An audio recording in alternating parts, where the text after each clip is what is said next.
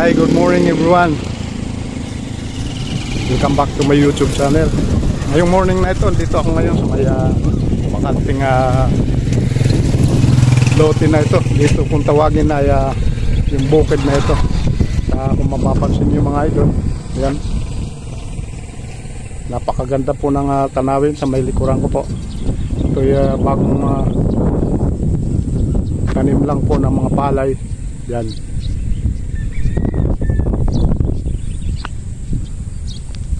At magbibilang po ito ng mga ilang buwan.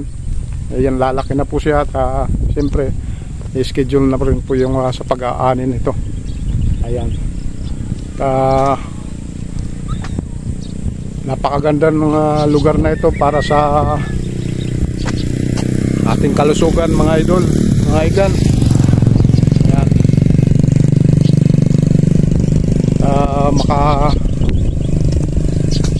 Langap man lang tayo ng magandang hangin dito sa bakanting lote nito, o kung tawagin bukid nga sa Katagalugan. Yan. Para sa mga sakahan ng ating mga kababayan masisipag. Yan. Yan ang kanilang sakahan dyan. Puro palayan po hanggang doon po sa may lugar na yun doon. Yan.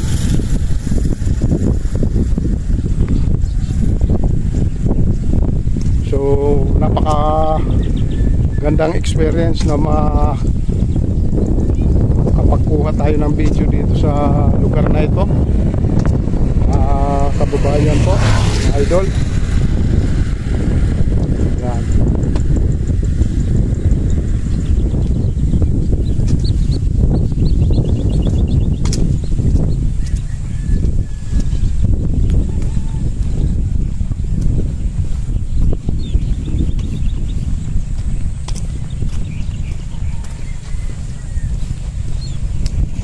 Hello, Muni. Yan.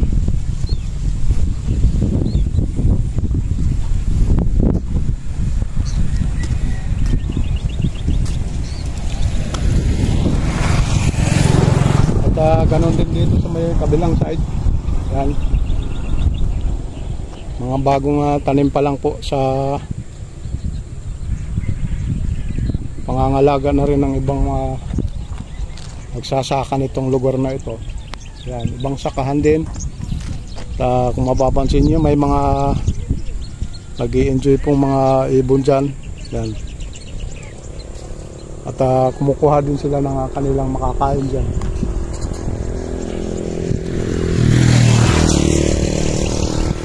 So mayroon po tayong dalawang ano dito, kababayan na po. Ingat. Yan. Yan. So dito po tayo dadaan sa may pilapil na ito. So itong kung tawagin nila pilapil, daanan ng ating mga nagsasaka ng palay para maiwasan ma-disturb o matapakan yung mga tanim na ito. Pero pagka medyo maulan at medyo basa ito at siyempre di maiwasan na lalambot talaga siya. Yan. Mayroon po tayong kakausapin mga nagsasaka dito. Nag-aayos nito.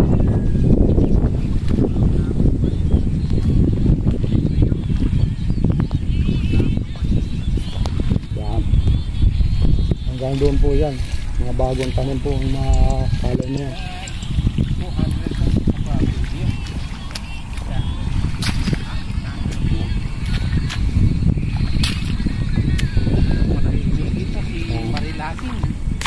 So yung mga palay na yan kinakalat. Kuya, magandang umaga po. For content lang sa vlog. Yan, ang ating kababayan na masisipag. Yan.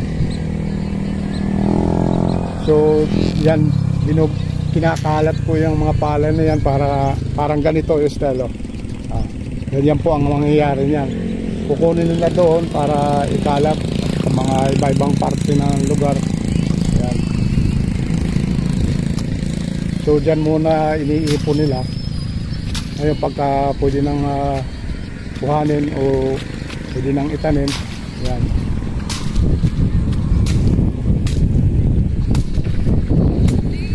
Ilalagay na po doon kung saan pwede silang may pwesto na hanggang sa lumaki ito ng mga palay na ito. Yan, hanggang doon po yan.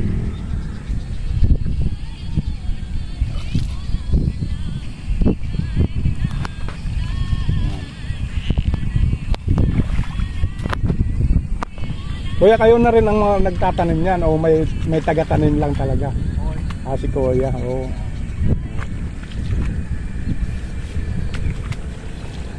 So si Kuya ang taga-tanim na doon. Mag-isa lang si Kuya na wala siyang tuwang. Yan katuwang. Kuya, oo. Bali si Kuya ang namamahala dito sa lugar.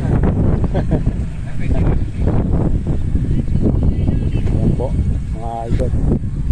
Kuya, salamat ha. Thank you. So yun po mga idol ang proseso ng pagtatanim ng palay. Yan.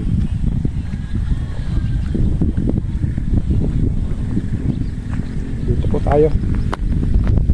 Ito magbibilang po mga kapatid ng ilang buwan. Siyempre lalaki siya. Uusbong na po yung tanim na yan.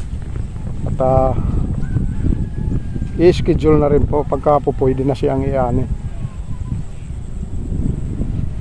4 to 6 months ang pagkakaalam ko dyan sa pagtatanim ng palay. Yan. Medyo ingat lang po tayo kasi pag nadulas, magkabilaan po yan, malambot dito, malambot din, kaya maaari po tayo magkapukit. Uy!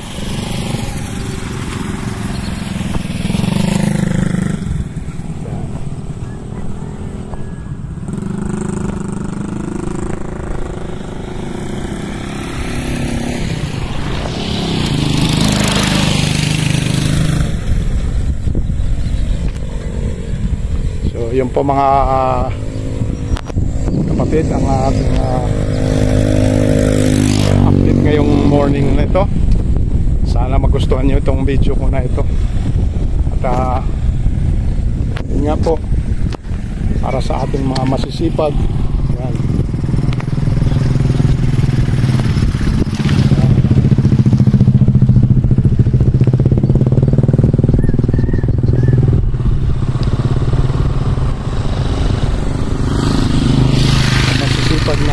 Mga kababayan natin nagsasaka ng palay, nagtatanim.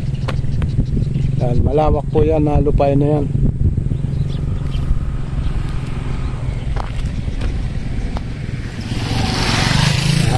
Magkabilaan po yan mga idol.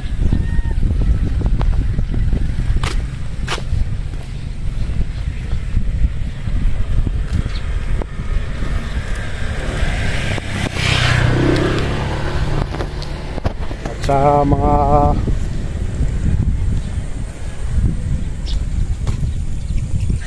viewers ko dyan, maraming salamat po dyan sa inyong lahat.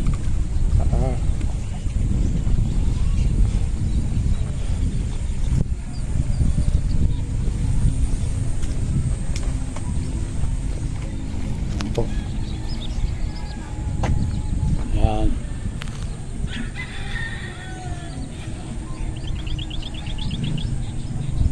So itong way na ito, papunta po ito ng Barangay Bangkal. Yan. At dito kung gagawin naman tayo dito sa may side na ito, ay papuntang Barangay Matimbo. Ito po yung labasan. Matimbo, Panasahan, tapos Bagna at Lag. San Juan, ngayon bayan ng Malolos na ang susunod na dadat nandoon, papunta kayo ng Malolos. Yan.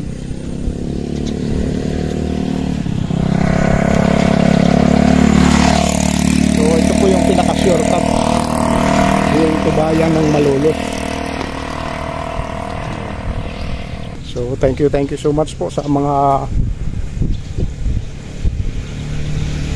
solid viewers, solid supporters dyan na laging nakasubaybay sa aking mga videos. Yan. so much po sa inyo, mabuhay po kayo. Sana huwag kayong magsasawang sumuporta sa aking channel. Yan po mga idol.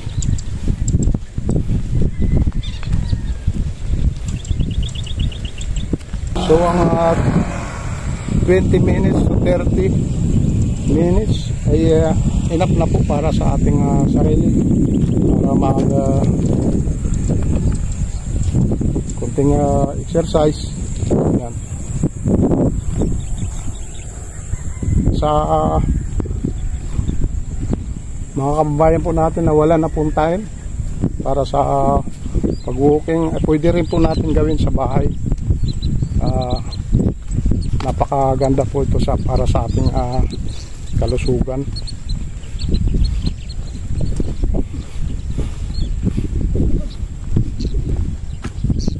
Apo.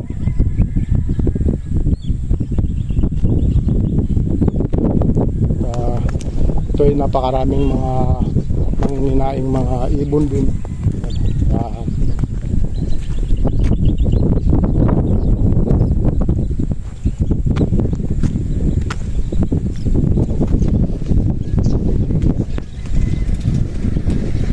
So dito sa side na ito ay tataniman pa rin po ito. Yan.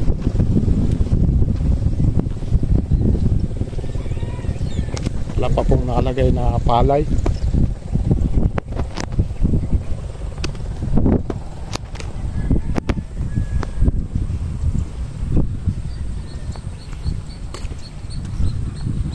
At ito naman po ang nagsusupply ng palay, yung tubig na ito. Yan.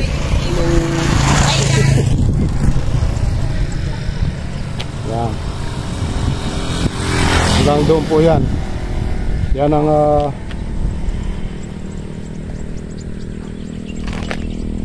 kung tawagin nilang patubig. Yan. Dito kumukuha ng source ang mga ating mga kababayan para sa supply ng tubig. Yan po.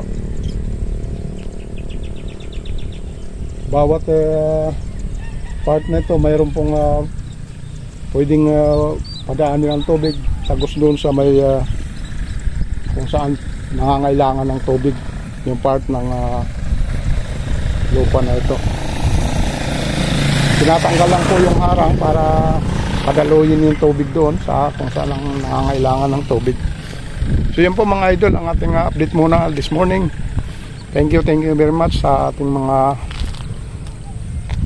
kababayan dyan, mga taga-suporta. Thank you so much po sa inyo. Yan.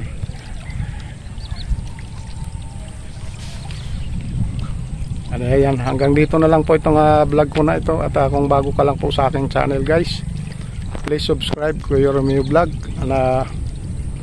Pakiclick na rin po sa atin na notification bell para updated po tayo sa ating mga susunod na videos. Yan po. God bless po, mabuhay po kayo. Thank you so much po sa inyo guys.